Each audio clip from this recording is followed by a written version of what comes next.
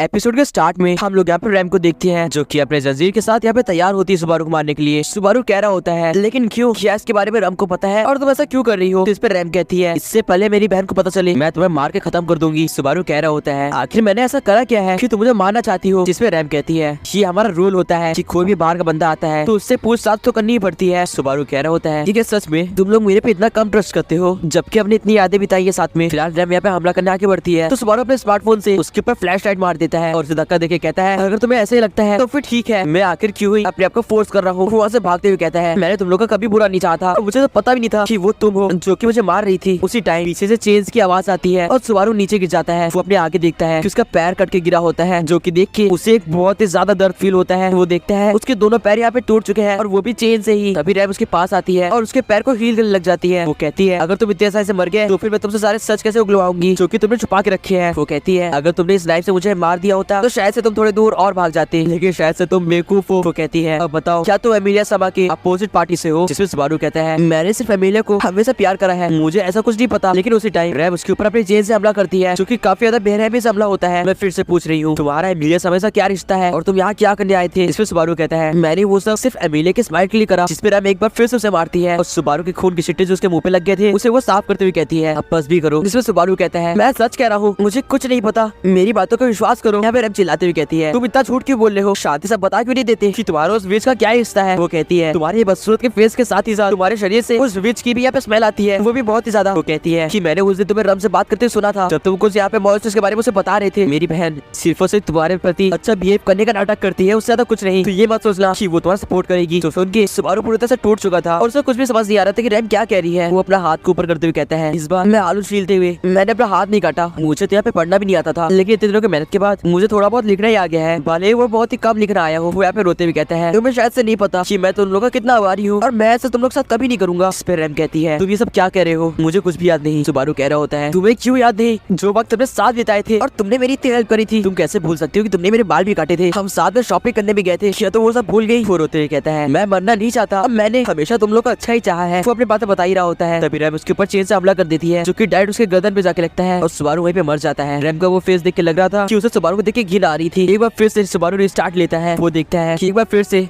वो उसी बेड पे लेटा हुआ है। वो जैसे रैम और राम को अपने सामने देखता है वो एक बार में ही काफी डर जाता है। जिसके थोड़ी देर के बाद वहाँ एमिलिया आती है और बोलती है कि रैम और रैम ने बताया कि तुम काफी अजीब बिहेव कर रहे थे। वो पूछती है कि क्या दिक्कत थी, क्या उन लोगों ने कुछ गलत करा। जिसमें सुबारू बोलता है नहीं ऐसा कुछ नहीं है, मैं ठीक हूँ अभी। एमिलिया कह रही होती है अगर कोई बात है जो तुम्हें परेशान कर रही है तो तुम मुझे बता सकते हो। जिसमें सुबारू कहता है अरे हाँ क्यों ना मैं ये सब एमिलिया को बता दूं और सब ठीक हो जाए, क्या पता। वो बोलता है एक्चुअली मैं 4 दिन से ज्यादा यहाँ पे रह चुका हूँ और मैं वापस डेथ लेके जिंदा हो जाता हूँ। इससे पहले ये पूरी बात सुबारू बता पाता टाइम फ्रीज हो जाता है और हमें यहाँ पे एक डार्क ऑरा को उसके साइड बढ़ते हुए देखते हैं। उस डार्क ऑरा में से एक ईवल हाथ निकलता है। सुबारू वहाँ पे फ्रीज हो रखा था। वो हाथ सुबारू की बॉडी में फेरते हुए उसके यहाँ पे हर्ट पे जाता है और उसे वहाँ पे बहुत ज्यादा तेज से ही दबा देता है। सुबारू चिल्लाते हुए कहता है ये क्या था, उसे बहुत ज्यादा पेन फील हो रहा था। वो अपने दिल पे हाथ रखकर कहता है मैं बोल पा रहा हूँ और टाइम वापस रिफ्रीज हो गया, ये क्या हुआ था। एमिलिया पे सुबारू देखे काफी चिंता में आ जाती है और बोलती है कि क्या हुआ। इसे सुबारू कह रहा होता है मुझे माफ करना लेकिन क्या तुम मुझे थोड़ी देर के लिए अकेला छोड़ दोगी। एमिलिया ऐसा ही करती है और 2-3 घंटे के बाद यहाँ पे रोजवाल आता है। रोजवाल यहाँ पे सुबारू कुछ कह रहा होता है लेकिन सुबारू उसकी बात इग्नोर करके कहता है ये सब क्या हुआ था। वो बता रहा होता है अभी जो हुआ उसके बाद पता नहीं मुझे क्यों लग रहा है कि नेक्स्ट टाइम जब मैं मरूंगा तो मैं वापस रिस्टार्ट नहीं ले पाऊंगा। उसी टाइम यहाँ पे बेट्रिस आती है और बोलती है कि तुमने ऐसा कैसा चेहरा बना रखा है, एकदम बेकार सा। सुबारू कहता है तुमको यहाँ पे क्या बक और एमिलिया भेजा है। तो बेट्रिस हाँ कहती है। वो कहती है कि उन दोनों ने कहा कि एक बार मैं तुम्हें जाके देख लूं क्योंकि तुम बहुत ज्यादा अजीब बिहेव कर रहे थे। सुबारू कहता है अगर तुम मेरे लिए सॉरी फील कर रही हो तो तुम्हें वो करने की कोई जरूरत नहीं, मैं ठीक हूँ। जिसे बेट्रिस कहती है सॉरी वो भी तुम्हारे लिए, भूल जाओ। वो कहती है और पता नहीं क्यों अभी तुमसे इतनी गंदी स्मेल क्यों आ रही है उस विच की, ये पहले से भी ज्यादा बढ़ चुकी है। सुबारू पूछने पे कैसी विच। तो बेट्रिस बताती है तुम्हारा कैसी से क्या मतलब है, विच ऑफ एनवी और कौन है यहाँ पे। सुबारू बोलता है लेकिन ऐसा मेरे साथ क्यों हो रहा है और उसकी स्मेल मेरे से क्यों आ रही है। जिसमें बेट्रिस यहाँ पे कहती है क्या पता शायद से वो तुम्हें स्पेशल ट्रीटमेंट दे रही हो। सुबारू कह रहा होता है ये काफी अजीब है, जिस इंसान को तुम जानते नहीं हो उसके लिए तुम ऐसा क्यों करोगे भला। सुबारू कहता है क्या तुम्हें सच में मेरे लिए सॉरी फील नहीं हो रहा। बेट्रिस वहाँ से जाते हुए कहती है अरे नहीं बुद्धू, मैं तुम्हें देखने आई थी, मैं जा रही हूँ अब यहाँ से। जिसमें सुबारू कहता है मैं पक से बताऊंगा। तो बेट्रिस यहाँ पे मुड़ के कहती है हाँ हाँ ठीक है, मुझे थोड़ा सा सॉरी फील हो रहा है, अभी बताओ मैं क्या करूँ। सुबारू कहता है अगर तुम्हें सॉरी फील हो रहा है और तुम चाहती हो मैं तुम्हें माफ करूँ तो मेरे लिए प्लीज एक काम कर दो। वो कहता है मैं चाहता हूँ कि तुम मुझे प्रोटेक्ट करो आज से आने वाले 4th डे के लिए और 5वें दिन के लिए। बेट्रिस कहती है ये काफी अजीब सी रिक्वेस्ट नहीं है, वो भी एक गेस्ट से, जिसपे सुबारू काफी ज्यादा प्लीज बोलता है। तो बेट्रिस कहती है ठीक है अपना हाथ आगे लाओ। वो उसका हाथ पकड़ते हुए कहती है मैं बेट्रिस ये कॉन्ट्रैक्ट देती हूँ कि मैं यहाँ पे सुबारू नाम के इंसान को प्रोटेक्ट करूंगी। तो सुनने के बाद सुबारू यहाँ पे काफी इमोशनल हो जाता है और रोने लग जाता है और कहता है मुझे यकीन नहीं हो रहा, थैंक्स अ लॉट। बेट्रिस कहती है आप चलो मेरा हाथ छोड़ो भी, और हाँ अगर तुमने गलती से भी को ये बात बता दी तो मैं तुम्हें छोड़ूंगी नहीं। हम यहाँ पे 4th डे की नाइट देखते हैं जहाँ पे सुबारू काफी ज्यादा उसके यहाँ पे नाइटमेयर्स आ रहे होते हैं और ऐसा लग रहा था उसको अंदर ही अंदर कोई खा रहा है। वो एक खाली जगह पे होता है जहाँ पे पूरा सुनसान सा जंगल था। उसी टाइम उसके सामने से रैम दिखती है जो कि उसी हालत में थी। इसको देख के सुबारू काफी ज्यादा डर जाता है। रैम उसके ऊपर अटैक करती है लेकिन तभी एक चमकती हुई लाइट एक पॉजिटिव एनर्जी से उसका ड्रीम भर जाता है और वो एक चैन की सांस लेता है। उस टाइम उसे ऐसे फील हो रहा था जैसा किसी ने उसका हाथ पकड़ रखा हो। अब बेट्रिस यहाँ पे सुबारू को लात मार के उठाती है और कहती है कितने केयरलेस हो तुम। सुबारू कहता है एक सेकंड क्या ये 4th डे की नाइट है? वो समय आ गया। वो कहता है मैं लाइब्रेरी में क्यों हूँ? बेट्रिस कहती है तुम्हारे उस स्मेल से भरे हुए रूम से अच्छा मैंने सोचा मैं तुम्हें यही ले आऊं और ये ज्यादा सिक्योर भी है। सुबारू अपना हाथ देखते हुए कहता है मुझे पता है ये नामुमकिन है लेकिन क्या तुमने मेरा हाथ पकड़ा था? जिसपे बेट्रिस साफ साफ मना कर देती है। तो सुबारू कहता है एटलीस्ट तुम उसे प्यार से भी कह सकती थी। फिलहाल कोई बात नहीं। बेट्रिस सुबारू पे बुक फेंक के मारती और कहती है अब शांत बैठ जाओ इस जगह। और मैं मालूम पड़ता है कि ये दोनों ही पूरे रात यहाँ पे अलग अलग बुक्स पढ़ते रहते हैं। एट द एंड बेट्रिस कहती है कोई मुझे बुला रहा है, मुझे कोई सामान कर रहा है। वो यहाँ पे अपना मैजिक यूज करती है और कहती है अरे मैं तो भूल ही गई तुम भी यहाँ पे थे। तो कहती है तुम यहाँ पे जब तक चाहो रह सकते हो, यहाँ पे तुम्हें कोई भी हमला नहीं कर सकता। सुबारू यहाँ पे दौड़ के पास आता और कहता है क्या मुझे बाहर जाना चाहिए। वो दरवाजा खोलता है और शॉक हो जाता है। वो देखता है कि उसने 4th डे की नाइट यहाँ पे सर्वाइव कर ली थी जिस रात वो हमेशा मारा जा रहा था। वो कहता है मुझे यकीन नहीं हो रहा, मुझे लगा कि अभी और समय बाकी होगा। उसी टाइम उसका कोई नाम चिल्ला रहा होता है। हम देखते कि ये एमिलिया थी जो कि पूछ रही थी तुम पूरी रात कहाँ पे थे। वो उसका हाथ पकड़ के उसे ले जाने लग जाती है और कहती है फिलहाल कुछ भी, मेरे साथ चलो अभी। सुबारू यहाँ पे कह रहा होता है क्या हो गया? अरे हाँ क्यों ना हम उस विलेज में चले, सब कुछ ठीक है, मैं जिंदा हूँ। देखो एमिलिया कुछ भी नहीं बोल रही होती और देख के लग रहा था कि कुछ तो बहुत ही गलत हुआ है। सुबारू कह रहा होता है तुम इतना वियर्ड बिहेव क्यों कर रही हो?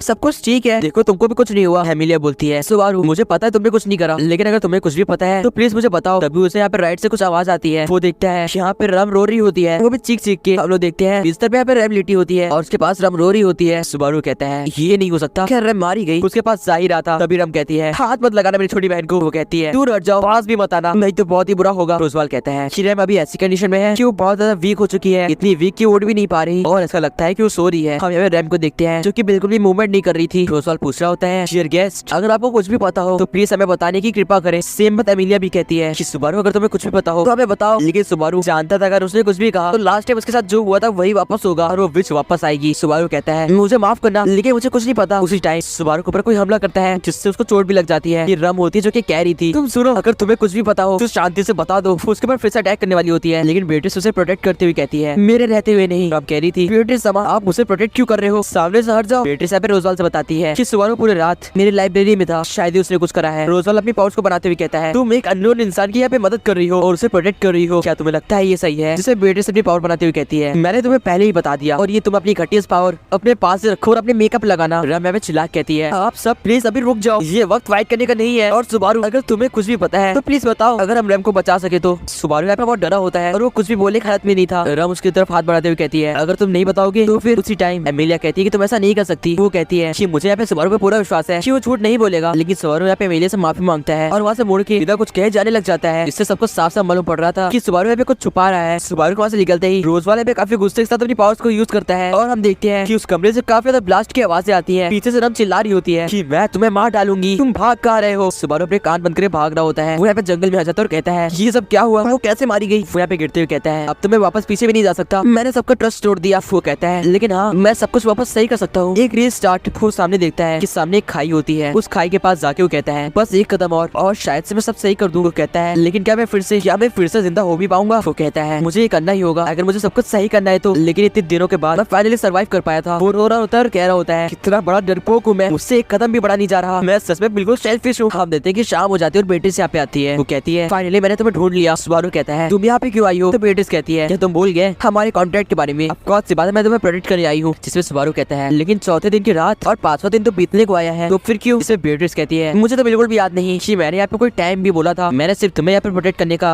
वादा करा था। बेट्रिस कहती है अगर तुम कुछ भी जानते हो तो तुम बता क्यों नहीं देते? जिसपे सुबारू कहता है मेरा ऐसा कोई इरादा नहीं, उन दोनों को मैं दिल से पसंद करता हूँ, मैं उनको अच्छे से जानता हूँ। बेट्रिस कहती है तुम कैसी बातें कर रहे हो, तुम्हें यहाँ पे आए 4 दिन से ज्यादा नहीं हुए, तुम उन्हें अच्छे से कैसे जान सकते हो? सुबारू कहता है मेरी बात का विश्वास करो, लेकिन तुम भी सही कह रही हो, मैं तुम लोगों को कैसे जान सकता हूँ? बेट्रिस कहती है अगर तुम्हें मरना नहीं है तो मेरे साथ चलो, या फिर अगर तुम्हें मरना है तो मेरे सामने मत मरना, नहीं तो मुझे नाइटमेयर आएंगे। हम देखते हैं कि ये दोनों हाथ मिलाते हैं कि आगे चल के ये दोनों साथ में फाइट करने वाले हैं। सुबारू कहता है उस रात किसी ने तो मेरा हाथ रखा था अपने पास, तभी मुझे वो नाइटमेयर्स खत्म हुए थे, तभी उसे याद आता है कि शायद से वो रम थी। वो कहता है रम रैम क्या ये तुम दोनों थी? वो यहाँ पे याद कर रहा होता है कि कैसे उस रात को वो दोनों ने इसे प्रोटेक्ट करा था। सुबारू कह रहा था बिल्कुल सही, मैं सब कुछ सही कर सकता हूँ, आखिर मैं कैसा इंसान हूँ, मैं उन्हें ऐसे हालत में कैसे छोड़ सकता हूँ? वो कहता है अगर मैं इतने दिनों के बाद खुद को सर्वाइव करने का यहाँ पे मौका ढूंढ लिया है तो मैं उनको बचाने का भी मौका ढूंढ ही लूंगा। हाँ बिल्कुल सही। तभी वहाँ पे रम आती है और कहती है कहाँ तक भागोगे, बस बहुत हुआ। बेट्रिस यहाँ पे सुबारू के सामने खड़ी होती है और रम कह रही होती है कि अब तो आप अपनी लाइब्रेरी में भी नहीं हो। वो कहती है बेट्रिस समझ सामने से हट जाइए, मैं अपना बदला लेके रहूंगी। सुबारू यहाँ पे बेट्रिस के बाल पकड़ता है और उसे कुछ इस तरह से स्प्रिंग की तरह स्ट्रेच कर देता है। बेट्रिस कहती है अगर तुमने ऐसा करा तो मैं तुम्हें मरने के लिए भी छोड़ दूंगी। जिसमें सुबारू हंसते हुए कहता है उसकी कोई जरूरत नहीं, मैं सब कुछ वापस सही कर दूंगा। रम पूछती है एक बार फिर से तुम्हें सच में कुछ नहीं पता? जिसमें सुबारू माफी मांगते हुए कहता है मुझे सच में कुछ नहीं पता, लेकिन मैं वादा करता हूँ मैं सब कुछ वापस सही कर दूंगा और रम को वापस ले आऊंगा। रम रोते हुए कह रही थी लेकिन वो मर चुकी है, वो वापस कैसे आएगी? वो यहाँ पे चिल्लाते हुए कहती है इन सब के पीछे तुम ही थे ना, तुम आखिर कैसे इंसान हो, तुमने हम लोग के सपोर्ट का ये इंतजाम दिया। सुबारू यहाँ पे चिल्लाते हुए कहता है हाँ मुझे पता है मैं सबसे बड़ा डरपोक हूँ, लेकिन मेरी बात मानो, मैंने तुम दोनों को दिल से चाहा था। और वो यहाँ पे खाई तरफ भागने लग जाता है, जिसमें बेट्रिस उसे रोकने की ट्राई करती है, लेकिन सुबारू कहता है मैं सब कुछ ठीक कर दूंगा, बस एक रीस्टार्ट। और वो वहाँ से जंप कर देता है और कहता है बस मेरा वेट करो, मैं सब कुछ वापस सही कर दूंगा। और वो डायरेक्ट यहाँ पे नीचे रखे पत्थरों पे गिर जाता है। और गाइस इसके साथ ये एपिसोड भी एंड हो जाता है। आप लोग को ये एपिसोड कैसा लगा कमेंट से बताना, एंड सब्सक्राइब कर दो इसका अगला एपिसोड देखने के लिए। बाकी मैं बताऊँ वीडियो में। Till then good bye.